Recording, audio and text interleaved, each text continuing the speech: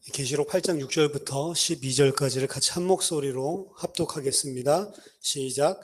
일곱 나팔을 가진 일곱 천사가 나팔 불기를 준비하더라.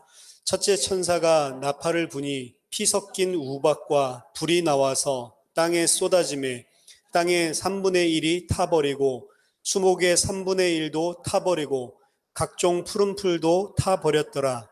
둘째 천사가 나팔을 부니 불붙는 큰 산과 같은 것이 바다에 던져지매 바다의 3분의 1이 피가 되고 바다 가운데 생명 가진 피조물들의 3분의 1이 죽고 배들의 3분의 1이 깨지더라. 셋째 천사가 나팔을 부니 횃불같이 타는 큰 별이 하늘에서 떨어져 강들의 3분의 1과 여러 물샘에 떨어지니 이 별 이름은 쓴쑥이라. 물의 3분의 1이 쓴 쑥이 되매 그 물이 쓴 물이 되므로 많은 사람이 죽더라. 넷째 천사가 나팔을 부니 해 3분의 1과 달 3분의 1과 별들의 3분의 1이 타격을 받아 그 3분의 1이 어두워지니 낮 3분의 1은 비추임이 없고 밤도 그러하더라. 아멘. 오늘 본문으로 일곱 나팔 재앙 첫 번째 시간을 같이 말씀 나누도록 하겠습니다. 지난주에 우리가 일곱 나팔 재앙 큰 일곱 부분 중에 한 부분인 일곱 나팔 재앙의 서론 부분을 같이 살펴봤고요. 오늘 우리가 나눌 본문은 이제 일곱 나팔 재앙의 본문으로 첫째 나팔 재앙부터 넷째 나팔 재앙에 관한 것입니다. 일곱인의 재앙과 마찬가지로 이것도 4.3 구조를 가지고 있고요. 그리고 여섯 번째 나팔 재앙 이후에 이 삽입장이 역시 들어가 있습니다. 일곱 나팔 재앙은 지난주에 살펴본 대로 성도들의 구속 역사 완성을 향한 이 원한 어린 기도에 대한 응답으로 하나님께서 이 땅에 심판을 허락하시는 것이었습니다. 그래서 계시록 8장 4절 5절 보니까 향연이 성도의 기도와 함께 천사의 손으로부터 하나님 앞으로 올라가는지라 천사가 향로를 가지고 제단에 불을 담아다가 땅에 쏟음에 우레와 음성과 번개와 지진이 나더라 라고 했습니다. 이 향연과 함께 기도가 하나님 앞에 올라가는 것은 하나님이 그 기도를 받으셨고 그 기도에 대해서 응답하신다는 이야기였죠. 그리고 그 응답으로 천사가 향로를 가지고 여기서 제단에 불을 담아서 땅에 쏟았는데 이 지금 일곱 나팔 처음에 나오는 첫째, 둘째, 셋째 나팔에 이 불이 다 등장을 합니다. 그래서 이 하나님께서 일곱 나팔에 대한 이런 재앙을 성도들의 기도에 대한 응답으로 허락하시는 것들을 연결지어서 보여주고 있는 겁니다. 이 심판이 구체적으로 이 땅의 이 역사 속에서 어떤 형태로 올 것인가에 대해서 사람들은 재앙의 내용을 알아내려고 많이 연구를 하지만 실제로 계시록은 역사적인 어떤 사건과 엮어서 이해하려고 하면 안 된다라고 계속 누차 말씀드렸습니다. 일곱 나팔 재앙은 일곱인의 재앙과 그 내용이 완전히 같은 거예요. 교회 시대, 말세 시대, 천년 왕국 시대에 하나님께서 행하시는 심판을 동일하게 보여주고 있는 것입니다. 어떤 특정 기간이 아니고 주님의 초림과 재림 그 사이에 일어나는 모든 일들을 종합적으로 다 보여주는 것입니다. 이 심판은 불신자들만 겪는 게 아니고 성도들 또한 이 땅에서 겪게 되는 일이다라고 우리는 이미 살펴봤습니다. 오히려 성도들은 세상으로부터 환난과 핍박과 고난을 또 더 당하기 때문에 객관적으로 본다면 오히려 불신자들보다도 성도가 이 땅에서 더 혹독한 재앙을 당할 수도 있습니다. 다 당한다는 건 아니지만 그렇게 당할 수도 당연히 있는 거죠.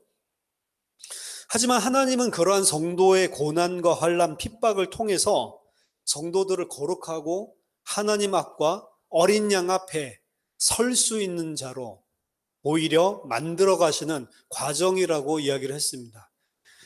불신자들, 세상에게는 하나님께서 내리시는 재앙이 심판의 성격, 죽음의 성격을 분명히 가지고 있지만 성도들에게 있어서는 어린 양의 진노, 하나님의 진노가 아니고 하나님의 백성을 하나님의 백성답게 그 앞에 설 수 있도록 만들어 가시는 과정이라고 이야기를 했죠.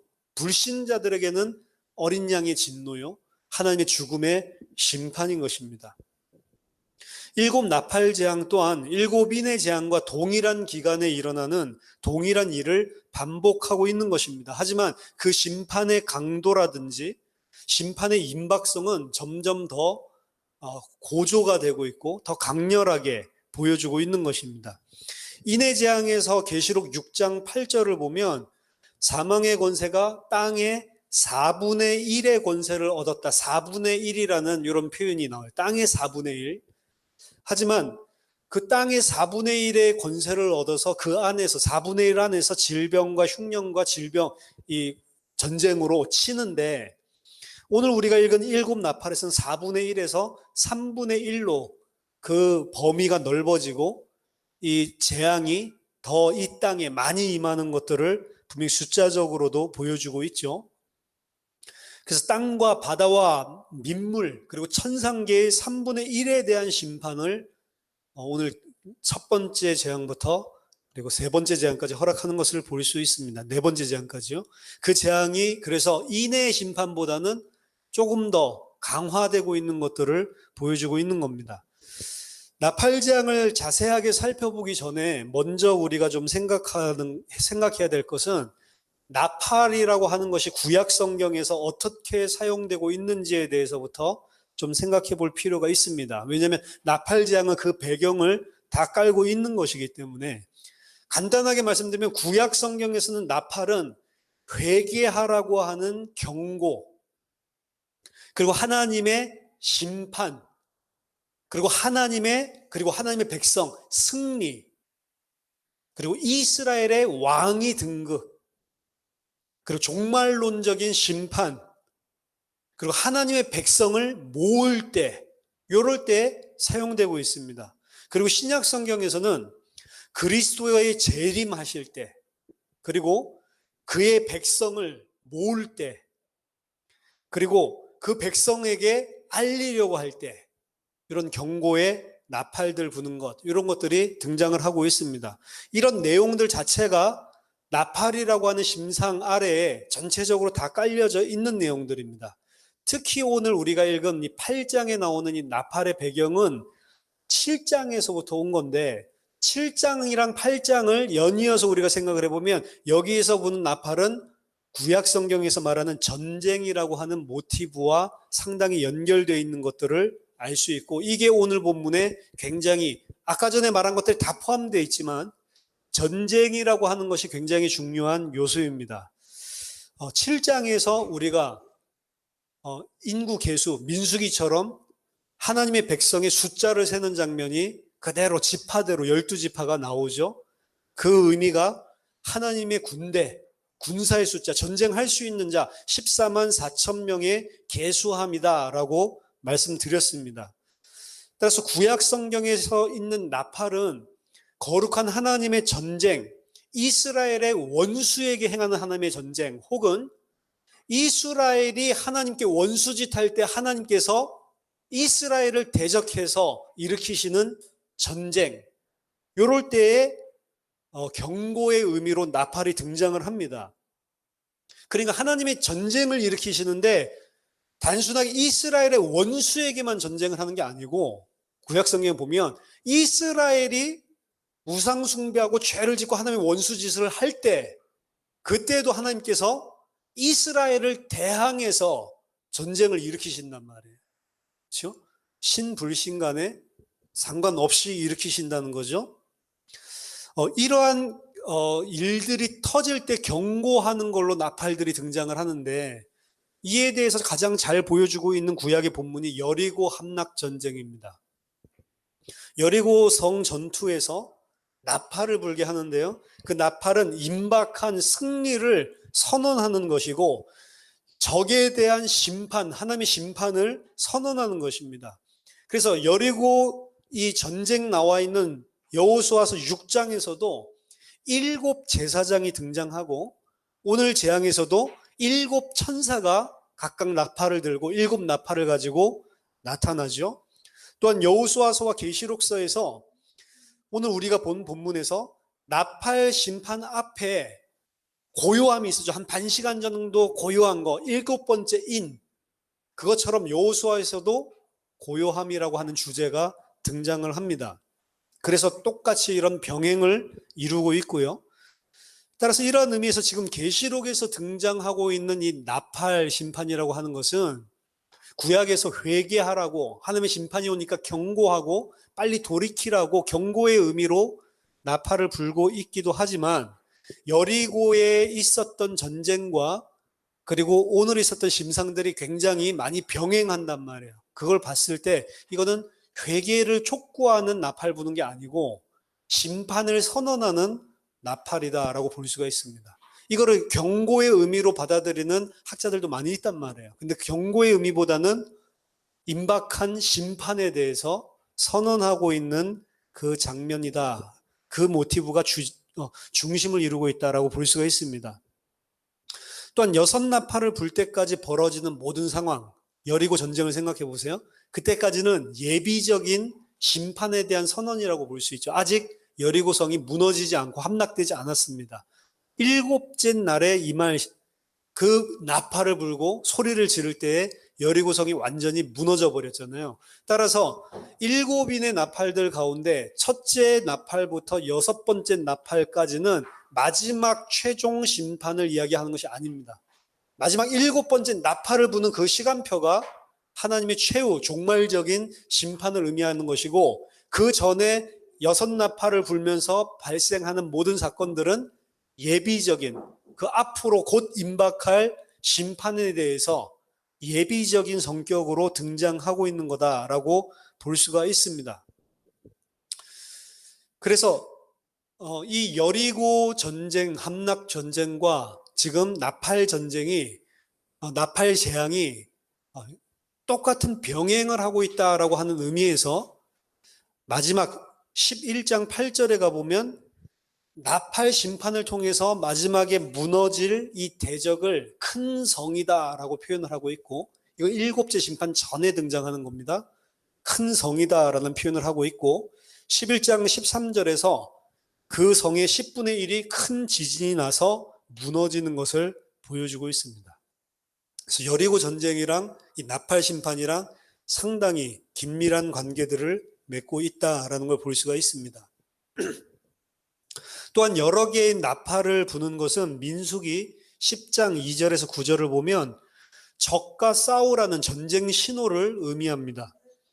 따라서 7나팔은 대적들에게는 심판인데, 하나님의 군사인 우리에게 이 나팔은 14만 4천의 하나님 편의 군사들에게는 적과 이제 싸워라라고 하는 그런 신호다라고 볼 수가 있습니다. 그럼 성도들은 이 시대에 하나님의 전쟁에 대한 신호를 듣고 나팔 소리를 듣고 어떻게 적과 세상과 싸우냐?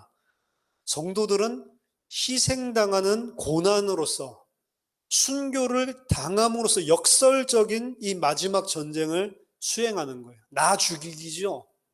희생을 당하고 나를 부인하고 나를 죽임으로 그 전쟁을 행하는 것입니다. 이것이 성도들의 기도를 하나님이 받으실 만한 것으로 만드는 거라고 지난번에 말씀드렸습니다.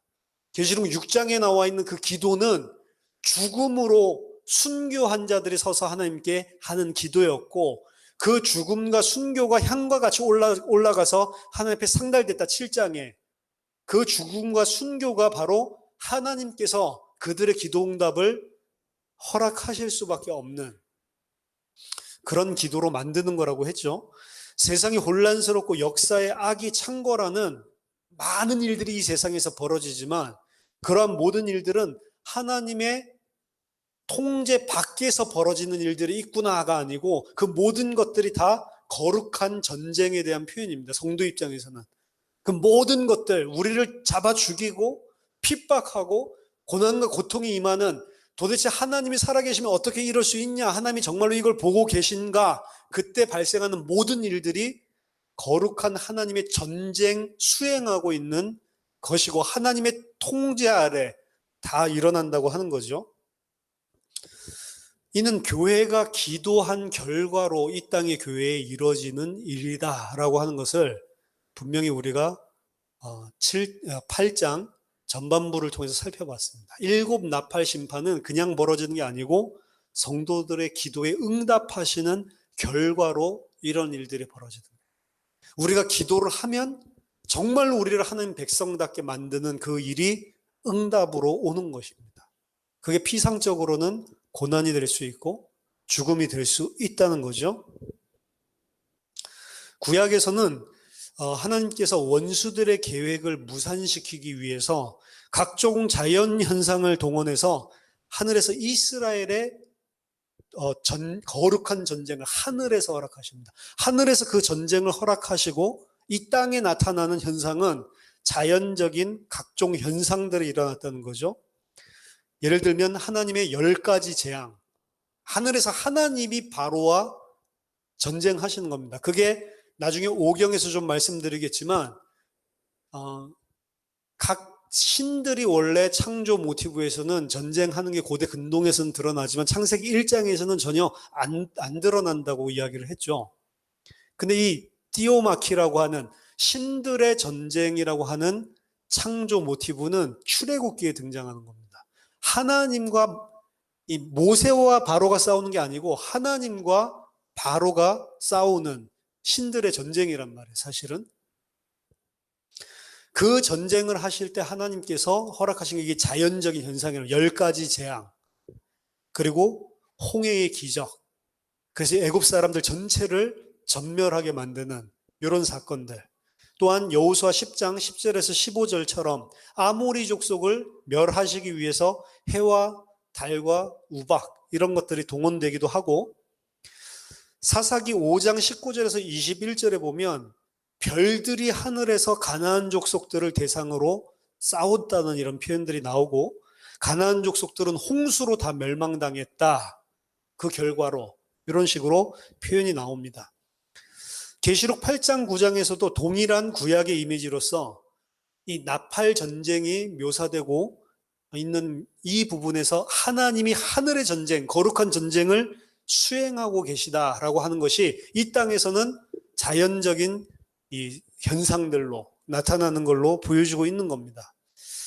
자, 그러면 이제 전체적인 이 그림을 가지고 첫째 나팔 재앙부터 하나씩 살펴보겠습니다.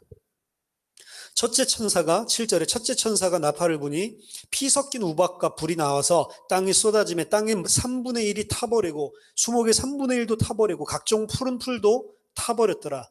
지금 천사가 첫째 나팔을 불 때 이 땅에 피 섞인 우박, 불이 나와서 땅에 쏟아져서 땅의 3분의 1, 그리고 수목의 3분의 1, 그리고 각종 모든 푸른 풀들은 다 타버리는, 푸른 풀들은 3분의 1이 아니고 다 타버리죠. 다 타버리는 장면이 등장을 합니다. 이 첫째 항에 등장하는 모습은 출애굽기 9장 22절에서 25절에 묘사되어 있는 애굽에 대한 우박과 불 재앙을 모델로 삼은 겁니다. 출애굽기 9장 22절부터 25절까지 여호와께서 모세에게 이르시되 너는 하늘을 향하여 손을 들어 애굽 전국에 우박이 애굽 땅의 사람과 짐승과 밭의 모든 채소에 내리게 하라. 모세가 하늘을 향하여 지팡이를 들매 여호와께서 우레소리와 우박을 보내시고 불을 내려 땅에 달리게 하시니라. 여호와께서 우박을 애굽 땅에 내리시며 우박이 내림과 불덩이가 우박이 섞여 내림이 심히 맹렬하니 나라가 생긴 그때로부터 애굽 온 땅에는 그와 같은 일이 없었더라. 우박이 애굽 온 땅에서 사람과 짐승을 막론하고 밭에 있는 모든 것을 쳤으며 우박이 또 밭의 모든 채소를 치고 들의 모든 나무를 꺾었다. 출애굽기 9장과 오늘 7절에 나와 있는 모든 우박과 불이 하늘에서 내려와서 창조 세계의 세 가지 부분, 땅과 나무와 식물들이 타격당하는 이 모습은 굉장히 흡사한 거죠. 출애굽기 재앙이랑 다른 점이 있다면 계시록에서는 오히려 출애굽에서는 애굽의 모든 땅이라고 했는데 계시록에서는 땅의 3분의 1, 수목의 3분의 1만 해를 입었다라고 하는 표현입니다. 어떻게 보면 계시록이 애굽에 내렸던 것보다 덜하네라고 생각할 수도 있지만 그게 아니고요. 애굽에 내렸던 재앙은 애굽 한 나라 안에서 일어난 일이잖아요. 근데 계시록에 지금 일어나고 있는 일은 우주적인 전 창조계를 대상으로 3분의 1이 일어나고 있는 것입니다. 그래서 애굽 재앙보다 훨씬 더 대단한 것이다, 훨씬 더 큰 것으로 생각을 할 수 있고, 애굽에 내려진 재앙에 한 가지가 더 덧붙여진 게 있다면 그게 피입니다. 피. 이 피가 덧붙여진 것은 애굽의 첫 번째 나일강이 피로 변하는 그 재앙에서 가져왔을 것이고, 또한 이전에 보지 못했던, 그들이 경험하지 못했던, 좀 전에 우박과 불이 내렸을 때 애굽에 이전에 이런 걸 본 일이 없다라고 이야기를 했잖아요. 똑같은 것이 반복되는 것이 아니고 피를 첨가함으로 애굽에 일어났었던 그 재앙과는 비교되지 않는, 그 전에는 한 번도 체험하지 못했던 그런 엄청난 재앙이 임했다라는 것을 보여주려는 의도이기도 합니다. 3분의 1을 해야 한다라고 하는 것은 어디에서 가져온 거냐? 3분의 1이라고 하는 심상은 에스겔서에 근거를 합니다. 에스겔서 5장 2절 보니까 그 성읍을 에워싸는 날이 차거든 너는 터럭 3분의 1은 성읍 안에서 불사르고 3분의 1은 성읍 사방에서 칼로 치고 3분의 1은 바람에 흩으라. 내가 그 뒤를 따라 칼을 빼리라. 에스겔 본문에서는 임박한 심판의 결과를 그 앞장이랑 연결해서 보면 무게를 재는 저울에 대한 비유로 표현을 하고 있는데, 3분의 1은 여기 보면 불타고 3분의 1은 칼에 망하고 3분의 1은 바람에 흩어라. 바람에 흩어라는 건 포로로 잡아가는 것들을 이야기하는 겁니다. 에스겔서 5장 12절에서도 너희 가운데서 3분의 1은 전염병으로 죽으며 기근으로 멸망할 것이요 3분의 1은 너희 사방에 칼에 엎드려질 것이며 3분의 1은 내가 사방에 흩어버리고 또 그 뒤를 따라가며 칼을 빼리라. 2장에서 나온 것을 5장 12절에서 똑같이 이야기를 하고 있는 건데, 여기 보면 5장 2절에서는 3분의 1을 내가 불로 태운다고 이야기를 했었던 것이 5장 12절에서 뭐라고 표현되냐면 그 불을 전염병과 기근으로 바꿔서 이야기를 하고 있습니다. 즉 불로 인한 심판의 결과는 에스겔서 5장에서 전염병과 기근이라고 하는 걸로 표현을 하고 있는 건데, 에스겔서 5장 전체에 대한 것 중에 심판의 가장 중요한 게 아까 전에 저울을 가지고 처음에 보여줬댔죠. 4장 9절에서 17절 여기 보면 저울 가지고 뭐 하는 거냐면 뭐 밀 몇 대 뭐 얼마 뭐 이렇게 하듯이 엄청나게 이 식량 가격이나 이런 것들이 폭등해서 기근이 임할 거라는 것들을 묘사를 하고 있거든요. 그러니까 이 하나님의 심판을 통해서 기근이 임하는 이 부분이 전체 5장에 있는 심판의 주된 내용입니다. 그리고 그 기근이라고 하는 걸 표현할 때 불심판이라는 표현을 사용하고 있는 거란 말이에요. 따라서 에스겔 5장에서 심판받는 이스라엘의 3분의 1은 대체적으로 기근이라는 틀로 묘사를 하고 있는 겁니다. 이런 배경이 나팔 재앙에서 등장하는 불에 대한 비유적인 의미입니다. 7 나팔 재앙에서 불로 심판하는 모습이 주축을 이루고 있는데요. 특히 세 번째까지 이 불로 말미암는 심판은 기근에 의한 심판을 은유적으로 묘사하고 있는 거예요. 어디서 따왔어요? 구약에서 따와서. 한 가지 의구심이 드는 것은 땅도 3분의 1, 수목도 3분의 1이 다 타버렸는데 왜 각종 푸른 풀은 3분의 1이 아니고 다 타버렸는가라고 하는 것입니다. 각종 푸른 풀이 의미하는 것이 뭐고 이게 다 타버렸다는 것은 도대체 왜 그런가? 많은 학자들은 이게 다 타버린 것이 애굽에 있는 모든 푸른 채소들을 다 이 우박이 내리고 불이 떨어져 가지고 전부 다 태워버렸으니까, 전부 다 상하게 했으니까 그 애굽에 있는 모티브를 그대로 끌어다 쓴 거다라고 이야기를 하지만, 그럼 앞에 것들도 전부 다라고 해야지 왜 3분의 1을 하고 이것만 유독 전부 다 태워버렸다라고 이야기를 하냐라고 하는 부분이죠. 이 각종 푸른 풀이 의미하는 것은 푸른 채소, 창세기 1장에 보면 이 푸른 채소, 에셰브라고 표현되어 있는 이 에셰브, 채소는 누구에게 먹거리로 준 겁니까? 동물들에게, 땅에 기는 육축들에게, 그리고 이 짐승들에게 먹으라고 준 음식이죠. 근데 창세기 3장에서 타락한 인간이 하나님 앞에 섰을 때 네가 죄를 범하였고 땅이 저주를 받았으니 땅이 효력을 너에게 바라지 않아서 가시덤불과 엉겅퀴를 낼 거다라고 이야기를 하면서, 그래서 이제 너는 밭을 갈아야만 먹을 수 있는데 이는 너가 밭의 채소를 먹는 자이기 때문이다 라고 이야기를 하죠.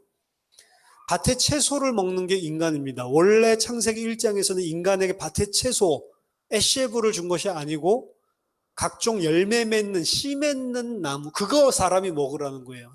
씨 가진 열매. 그게 뭐죠? 그리스도예요, 그리스도. 씨 가진 열매. 사람은 뭘 먹어야지 살아요? 씨 가진 열매를 먹어야지 사는 거라니까. 그렇죠? 그리스도를 먹어야지 사는데, 하나님과 단절되고 죄를 범하고 난 다음에 타락한 인간은 씨 가진 열매를 먹는 게 아니고 이제 뭘 먹고 살아요? 이 밭의 채소를 먹고 산다고. 그건 뭐냐? 더 이상 그리스도로 힘을 삼아서 그리스도로 나의 에너지의 원천을 삼아서 사는 사람이 아니고, 이제는 이 땅에 있는 것을 원천으로 삼아서 먹고 살려고 하는 존재가 돼버렸다라고 하는 것입니다. 지금 나팔재앙 전체는 마지막에 설명하겠지만 우상 숭배자들을 심판하는 거예요. 근데 그 우상 숭배라는 건 뭐냐면 하나님을 내 힘의 원천으로, 내 생명의 원천으로 삼아서 거기에 의지해서 살지 않고 하나님 아닌 다른 것을 그 자리에 놓고 그것을 내 힘의, 내 생명의 원천을 삼아서 사는 거란 말이에요. 그거 중에 나무가 타버리고 이것들은 인간이랑 상관없지만 채소라고 하는 것은 하나님을 대적하고 타락한 죄인, 그 죄인이 이 땅에 힘삼아서 먹고 사는 채소를 이야기합니다. 그렇죠? 씨 가진 열매가 아니고 타락한 인간이 이 땅의 것을 우상 삼아서 먹는 것. 그걸 하나님께서 이 첫 번째 심판, 불을 통해서 다 태워버리는 걸 말하는 거예요. 첫째 심판뿐만 아니라 전부 다 우리가 이 땅에 힘을 기대서 그 힘으로 먹고 사는 것들을 전부 다 쳐내시는 것들이 나팔재앙의 내용들입니다. 그래서 처음 내나팔재앙은 하나님께서 불경건한 자들에게 그들이 행한 박해, 그리고 우상 숭배로 인해서 하나님과 너희들이 지금 단절되어 있다라는 사실을 보여주려고, 그들이 하나님 없는 이 땅에서 그것을 힘삼아 살면서 안전하다라고 생각하는 것들이 전부 다 박살나는 거예요. 전부 다 그런 것들을 하나님께서 깨뜨리시는 겁니다. 그들이 이 땅에서 하나님 대신 힘삼아 의지하고 있던 것들을 하나님이 심판으로 다 제거하는 겁니다. 자기들의 힘이 없어진 자는 죽음으로 갈 수밖에 없죠. 하지만 이 심판은 누구에게도 있다고요? 성도에게도 임하는 거라니까. 성도에게도 그것을 힘삼아 살지 말라고 하나님께서 다 끊어내시는, 그래서 하나님의 백성으로 만드는 그 심판이 동시에 악인과 의인에게 행하고 있는 거라니까요. 자, 두 번째 나팔로 넘어갑니다. 8절 9절. 둘째 천사가 나팔을 부니 불붙는 큰 산과 같은 것이 바다에 던져짐에 바다의 3분의 1이 피가 되고 바다 가운데 생명 가진 피조물들의 3분의 1이 죽고 배들의 3분의 1이 깨지더라. 불붙는 큰 산과 같은 것을 바다에 던지는 환상, 이게 나오죠. 그러니까 이 불붙는 큰 산이 뭐냐, 이게 화산 폭발이 있었던 그 재앙을 이야기하는 거다. 이 화산 폭발로 인해서 지형이 완전히 바뀌고 지구 땅의 3분의 1이 완전히 함몰되는 이런 대재앙을 이야기하는 거다, 이런 식으로 이야기를 하는데 그게 아닙니다. 불붙는 큰 산이라고 하는 것은 악한 나라, 특히 계시록에서 바벨론의 심판에 대한 거예요. 불붙는 큰 산은 바벨론을 이야기합니다. 계시록에서요. 18장 20절에서 21절 보면 하늘과 성도들과 사도들과 선지자들아 그로 말미암아 즐거워하라. 하나님이 너희를 위하여 그에게 심판을 행하셨음이라 하더라. 이에 한 힘센 천사가 큰 맷돌 같은 돌을 들어 바다에 던져 이르되 큰 성 바벨론이 이같이 비참하게 던져져서 결코 다시 보이지 아니하리로다. 바다에 뭐를 던져요? 바벨론을 집어 던지는 것들이 등장을 한다고요. 바벨론을 계시록에서는 바다에 던져서 집어던져서 심판하는 모습을 보여주고 있고 그 모습을 큰 맷돌을 집어던지는 것 같았다라고 이야기를 하잖아요. 이런 것들이 다 구약에서 따라 나온 겁니다. 예레미야서 51장 25절에서 27절 보면 여호와의 말씀이니라 온 세계를 멸하는 멸망의 산아 보라 나는 네 원수라. 하나님의 원수 멸망의 산이 여기서 등장을 합니다. 나의 손을 네 위에 펴서 너를 바위에서 굴리고 너로 불탄 산이 되게 하리니. 이 하나님의 원수를 바위처럼 굴려서 뽑아가지고 불탄 산으로 만든다고 하죠. 사람이 내게서 진모퉁이 돌이나 기초돌을 취하지 아니할 것이요 너는 영원히 황무지가 될 것이니라. 여호와의 말씀이니라. 땅에 깃발을 세우며 나라들 가운데서 나팔을 불어서 나라들을 동원시켜 그를 치며 아라랏과 민니와 아스그나스 나라를 불러 모아 그를 치며 사무관을 세우고 그를 치되 극성스러운 메뚜기같이 그 말들을 몰아나오게 하라. 바벨론에 대한 심판을 선언하시는 겁니다. 바벨론을 악한 멸망의 산이라고 하고 하나님께서 그 산을 뽑아버리시겠다라고 이야기를 하는 거죠. 그리고 여기에 마찬가지로 오늘 계시록처럼 27절에 나팔 부는 게 등장을 한단 말이에요. 동일한 예레미야서 51장에 63절부터 64절 바벨론에 대한 심판을 보면 너는 이 책 읽기를 다한 후에 책에 돌을 메어 유브라데 강 속에 던지며 말하기를 바벨론이 나의 재난 때문에 이같이 몰락하여 다시 일어서지 못하리니 그들이 피폐하리라 하라 하니라. 예레미야 말이 이에 끝나니라. 예레미야가 바벨론의 저주와 심판에 대한 두루마리 책을 돌로 묶어서 유브라데 강의 물속에 던지라고 이야기를 하죠. 그게 이제 바벨론을 하나님께서 물속에 던져서 심판하겠다라고 하는 거를 좀 전에 우리가 읽은 그 같은 장에 있는 거예요. 그거를 이어서 하나님을 대적하는 원수인 큰 산인 바벨론을 묶어서 유브라데 강에 던져버리겠다라고 이야기를 하는 거란 말이에요. 이게 계시록에서 그대로 이미지가 이어져서 바다 속에 던져버리는 불붙는 산으로 이야기를 하는 겁니다. 불붙는 산이라고 하는 것은 화산 폭발이나 그 밖에 다른 자연현상을 묘사하는 것이 아니고 이 악한 나라를 심판하는 것이고 그 심판을 앞에서 본 것과 마찬가지로 기근이라는 이미지와 함께 묶어서 설명하는 겁니다. 불붙는 산의 상태는 심각한 기근 상태를 이야기하는 거예요. 바다 3분의 1이 피가 된다라고 하는 것은 역시 출애굽기 7장 20절에 나일강이 피로 변하는 것, 그 재앙에서 직접 가지고 온 것을 암시하는 거고, 나일강에서 물고기 떼가 죽었던 것처럼 여기서도 바다의 생명 가진 모든 피조물의 3분의 1이 죽는다는 이야기가 나오고, 배들이 3분의 1이 깨진다고 이야기하죠. 계시록 18장에서 더 자세히 나오지만 바벨론의 힘은 어디 있냐? 해상 무역이 원천이 되는 나라가 바벨론이었단 말이에요. 그 바벨론이 해상 무역을 하고 어업을 하고 그런 모든 이 경제의 근원을 갖다가 하나님께서 끊어버리시는 것을 이야기하는 겁니다. 계시록 18장 17절에서 19절 보면 부가 한 시간에 망하였도다. 모든 선장과 각처를 다니는 선객들과 선원들과 바다에서 일하는 자들이 멀리 서서 그가 불타는 연기를 보고 외쳐 이르되 이 큰 성과 같은 성이 어디 있느냐 하며 티끌을 자기 머리에 뿌리고 울며 애통하며 외쳐 이르되 화이토다 화이토다 이 큰 성이여 바다에서 배부리는 모든 자들이 너희 보배로운 상품으로 치부하였더니 한 시간에 망하였도다. 마지막 바벨론이 망하는데 이 바벨론을 해상 무역을 통해서 엄청난 부의 원천을 이루고 있는 큰 나라, 큰 성, 이렇게 표현을 하고 있죠. 그 성이 한 시간 만에 망했다라고 이야기를 하죠. 한 시간은 뭐라고 이야기했죠? 반 시간 이야기하면 설명했습니다. 마지막 날에 하나님께서 임하는 그 재앙을 한 시간이라고 이야기했습니다.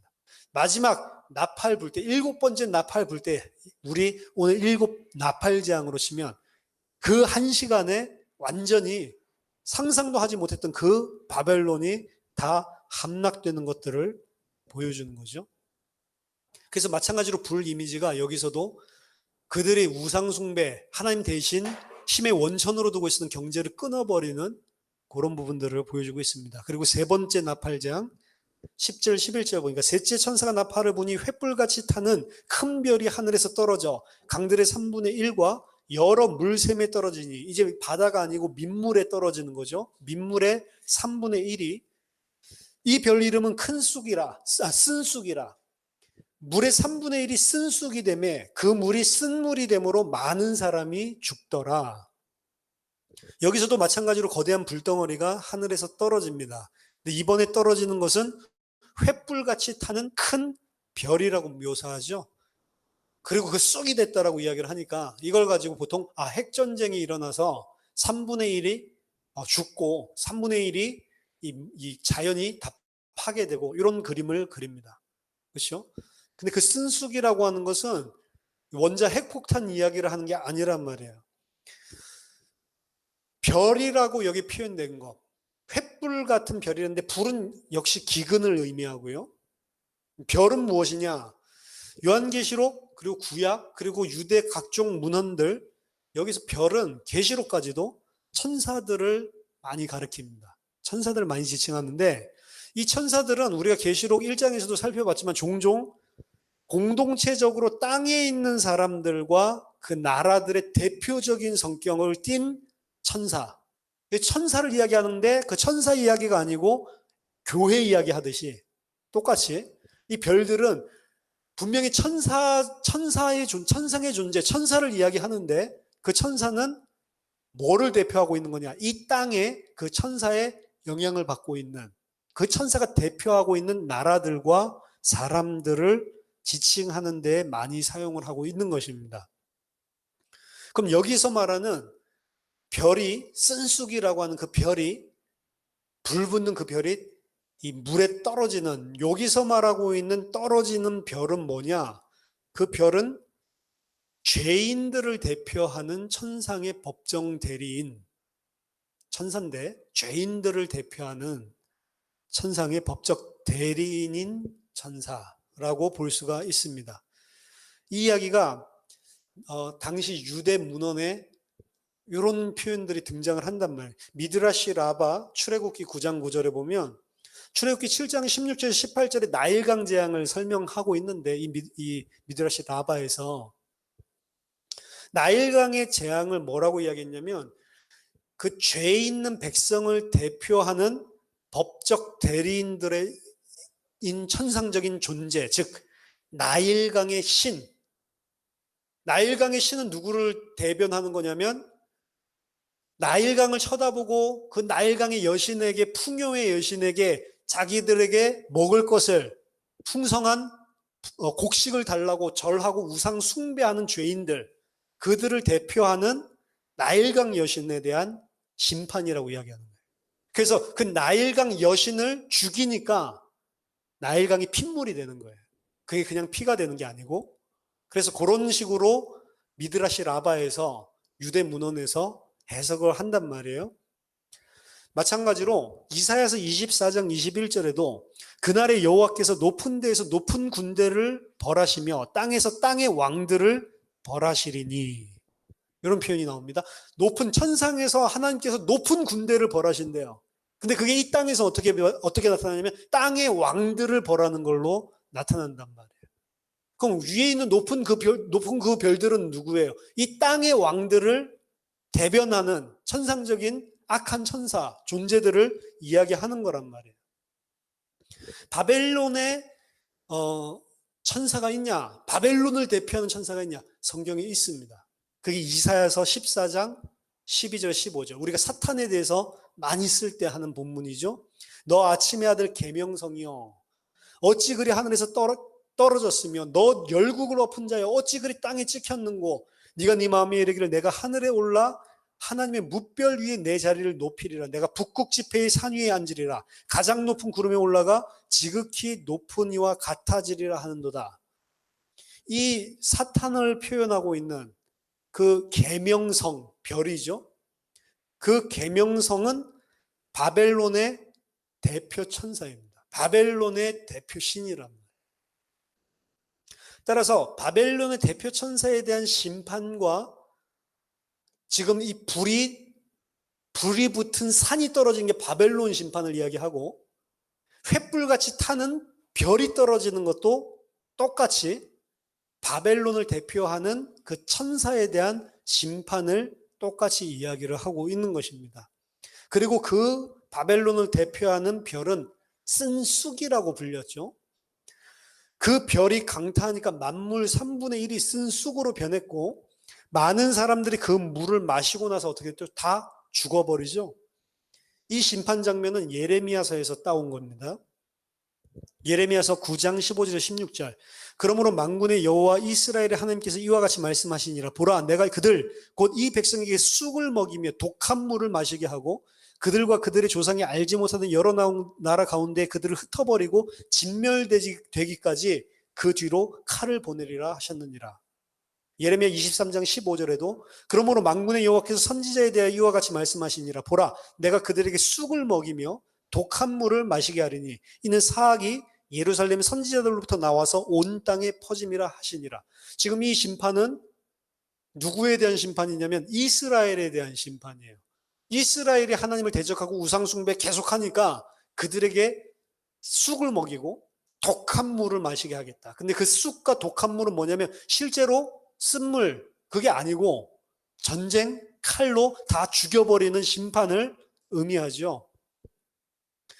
물을 오염시키는 이 심판은 23장에서는 이스라엘 백성이 왜 이렇게 우상숭배를 했냐라고 하는 근원을 어디서 찾고 있냐면 선지자에게서 찾고 있습니다. 이스라엘의 선지자가 그들에게 쑥과 독한 물을 마시도록 우상숭배하도록 속였다라고 하는 이야기를 하는 거거든요. 그래서 물을 오염시키는 이런 심판이 소개된 것은 어떤 배경을 가지고 나와 있는 거냐면 이스라엘의 종교 지도자들이 영적으로 이스라엘을 바알 숭배하게 하도록 우상 숭배하도록 오염시켰다라는 배경에서 따온 모티브란 말이에요. 그럼 이 쑥에 대한 심판은 세상에 대한 심판 맞죠? 그건 우상 숭배자니까. 하지만 지금 이 쑥으로 쓴물을 먹고 죽겠다, 이거는 구약 성경에 어디에 핵심이 있냐면 이스라엘과 거짓 가르침을 하는 선지자들에게 있는 거예요. 따라서 이러한 심판은 예레미야서 8장 13절 14절에서 이미 암시한 다가올 기근을 묘사하는 것들의 일부로 이야기하고 있습니다.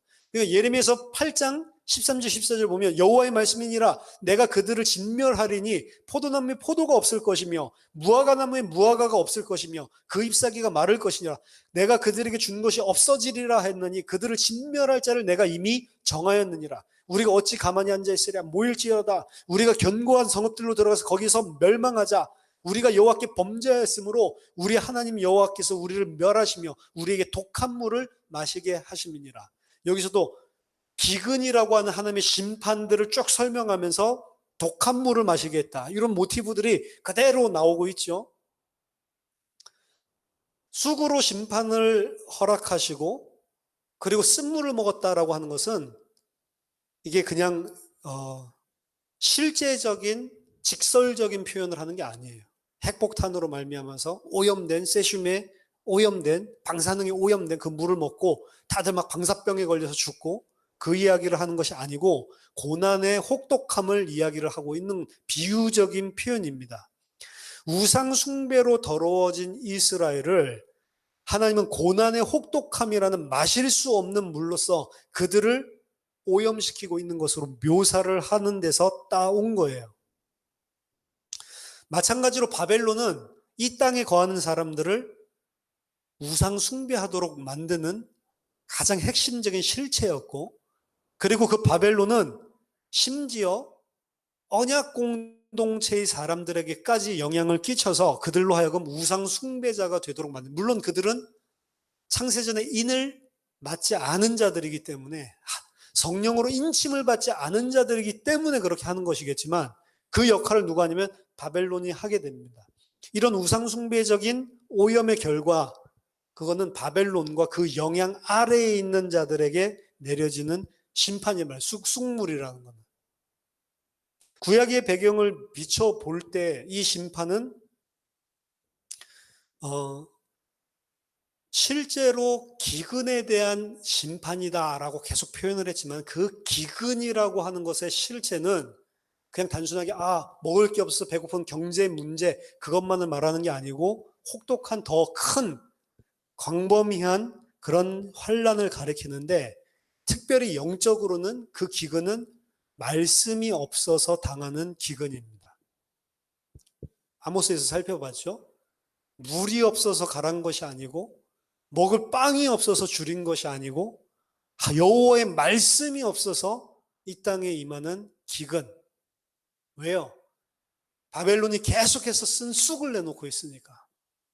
심지어 그거는 당연히 이 땅을 힘삼아 살아가는 세상 사람들, 이 땅에 속한 자들, 그 자들에게는 당연한 것인데 교회에 다니고 있는 자들도 육신적으로는 언약 공동체 안에 들어와 있지만 그 가르침 때문에 우상 숭배를 할 자들이 많다는 거예요.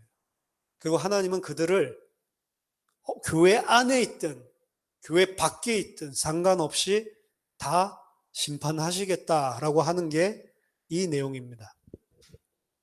마지막 12절에 넷째 천사가 나팔을 부니 해 3분의 1과 달 3분의 1과 별들의 3분의 1이 타격을 받아 그 3분의 1이 어두워지니 낮 3분의 1은 비추임이 없고 밤도 그러하더라. 넷째 나팔은 더 이상 불을 언급하지 않죠. 기근을 더 이상 언급하지 않죠. 하지만 이번에는 더 큰 문제입니다. 천상의 해와 달과 별들이 타격을 입습니다. 하지만 앞과 마찬가지로 여기서도 3분의 1만 영향을 받고요. 이 재앙은 출애굽기 10장 21절에 애굽에 내리신 흑암 재앙을 보여주고 있습니다. 부분적으로. 출애굽의 재앙들은 대부분 애굽의 신, 거짓 신, 우상들에게 하나님께서 내리시는 심판입니다. 특히 태양을 어둡게 만드시는 이 흑암 재앙은 태양신 라, 그들이 가장 크게 섬겼고 바로는 태양신 라의 육신적인 신현이다라고 이야기를 했거든요. 그러니까 라가 인간으로 나타난 존재가 바로 왕이라고 생각을 했단 말이에요.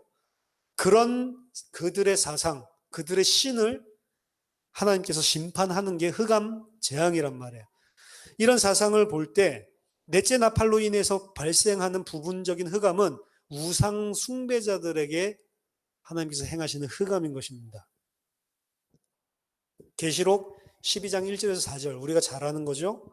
하늘에 큰 이적이 보이니 해를 옷 입은 한 여자가 있는데 그 발 아래 달이 있고 그 머리에 12별의 관을 썼더라.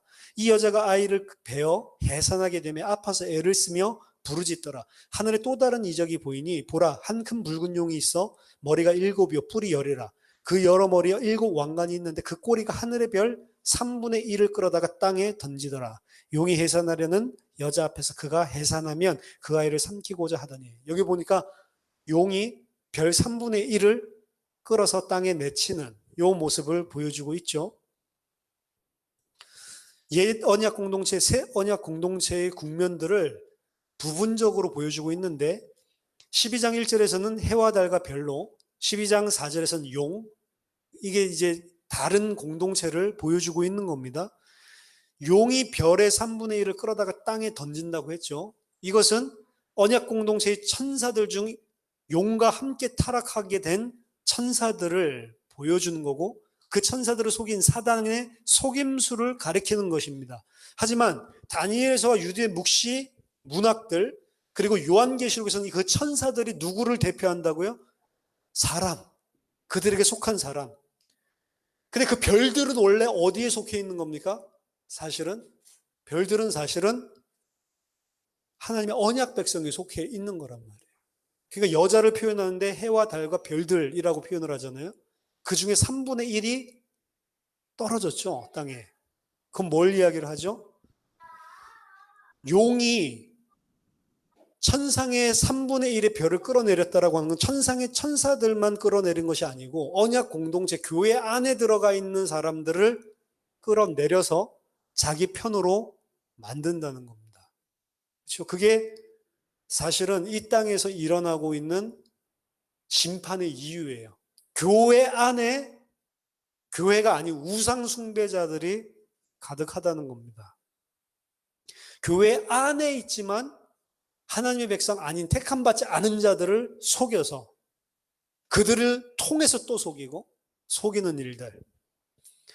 따라서 지금 나팔재앙에 대해서 첫째부터 넷째 나팔재앙까지 살펴봤는데 1차적으로는 교회 바깥에 있는 불경건한 박해자들을 심판하기 위한 것입니다.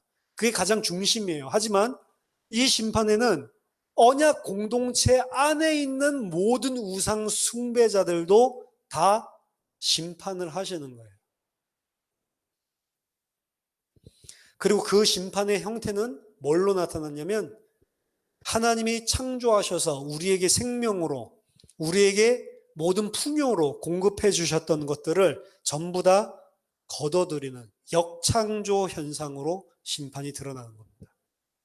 이미 구약에서 역창조로 하나님께서 심판하시는 것이 있었죠. 홍수 심판.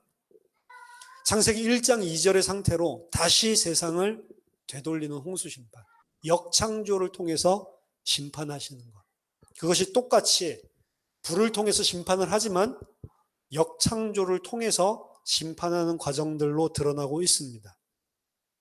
그래서 계시록에서 특별히 오늘 나팔 심판에서 나오고 있는 심판의 내용은 역창조 현상이고 그거는 창조주 하나님을 거부하는 자들에게 하나님께서 주시는 창조의 복, 하나님의 질서를 허물어 버리시고 너희들이 그렇게 내가 다스리고 내가 통치하고 내가 질서를 가지고 운영하는 이 속에 들어오기 싫다면 내 거 다 거두어 드릴게 라고 하는 겁니다. 너희들이 나 필요 없다고 했으니 내가 너희들에게 주는 이 모든 것 다시 다 거둬 드리는 거예요. 그게 역창조고 그게 심판입니다. 따라서 나팔 심판은 대적들에게 있어서는 경고의 음성이 아니고 그 나팔 소리는 심판을 선언하는 소리라고 이야기를 했죠. 그게 주된 심상입니다. 하지만 요 나팔 소리는 하나님의 백성인 우리에게는 경고의 소리고 이제 너희들을 싸워라 라고 하는 전쟁 신호라고 이야기를 했어요. 그러면서 뭘 이야기하고 있냐면 교회 안에 여전히 우상 숭배하고 있는 자들 똑같이 내가 다 심판할 거다라고 하는 것을 보여주는 거예요. 교회 안에 들어와 있다고 너희들이 언약 백성이라고 생각하지 말라는 거예요. 너희들이 우상 끊어내지 않고 너희들이 너희 자신을 부인하지 않고 너희 십자가를 메고 예수 쫓아가지 않으면 너희랑 하나님의 나라랑은 상관없다라고 하는 것을 경고의 나팔 소리로 들려주고 있는 겁니다. 그렇죠? 우리가 과연 어디에 서야 되고 우리는 무엇을 의지하고 살아야 되는가라고 하는 것을 깨닫게 해주는 거예요. 우리가 어떻게 살아야 되겠는가라고 하는 그 임박한 하나님의 심판 앞에서.